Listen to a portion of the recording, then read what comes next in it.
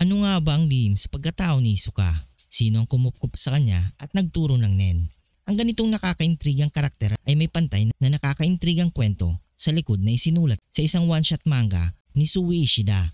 Sa natatanging kwentong ito, nalaman natin ang tungkol kay Moritoño, ang ringleader ng isang sirko at lihim na serial killer na nagturo kay Hisoka sa paggamit ng Nen.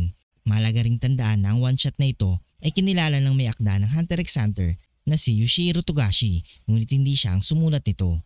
Bilang isang batang lalaki, si Moritoño ay may pagkahilig sa pagpapakitang gilas. Natutunan niya kung paano gumawa ng mga magic trick na naging obsessed sa sining ng pagkamangha sa mga manunod sa pamamagitan ng kanyang mga ilusyon.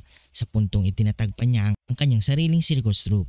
Siya ay nabubuhay sa mga namamangha mukha ng kanyang mga manonood, sa punto na pinatay pa niya ang kanyang kapatid para dito. Hindi lamang si Moritoño ay marunong ng magic, kundi isa rin siyang Nen user, partikular na isang transmuter. Karamihan sa estilo ng Nen ni Moritoño ay binubuo ng Hatsu at In, ngunit maaring ipalagay na siya ay biyasa sa lahat ng anyo ng Nen dahil kaya niyang ituro ito sa iba. Ang kanyang Nen ay nagkakaroon ng anyo ng magnetismo. May tatlong kilalang aplikasyon ng Nen si Moritoño, ang Sky Swimming, Scarface at Blood Magnet.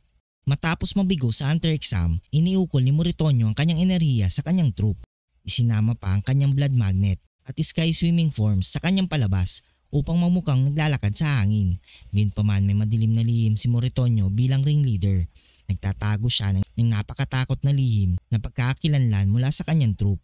Siya ay isang serial killer na tinatawag ng mga tao na John Doe dahil sa kanyang dandang muka, isang bagay na kanyang nakamit gamit ang Scarface. Matapos ang bawat pagtatanghal, si Moritoño ay gagawa ng isang pagpatay. Gamit ang kanyang Nen bilang modus operandi, iba't ibang paraan ng pagpatay ang kanyang naiisip sa iba't ibang pagkukunwari. Ngunit palagi niyang dinudurog ang biktima gamit ang kanyang Blood Magnet Nen technique at itinatala ang krimen.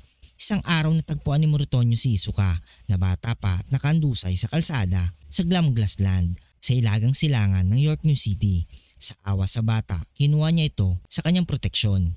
Napansin niya ang talento ni Hisoka sa paggamit ng Nen kaya tinuruan niya itong gamitin ng Nen, pati na rin ang pagsasanay upang magtanghal sa kanyang troupe. Walang nakakalampas kay Hisoka, kabilang na ang lihim ni Moritoño bilang isang serial killer.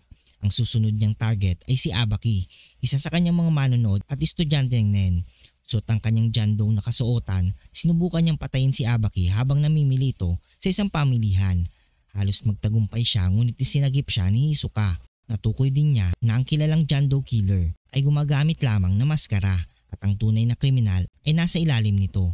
Sa gabi ng magiging huling pagtatanghal ni Moritoño, hinarap siya ni Hisoka tungkol sa tangkang pagpatay kay Abaki.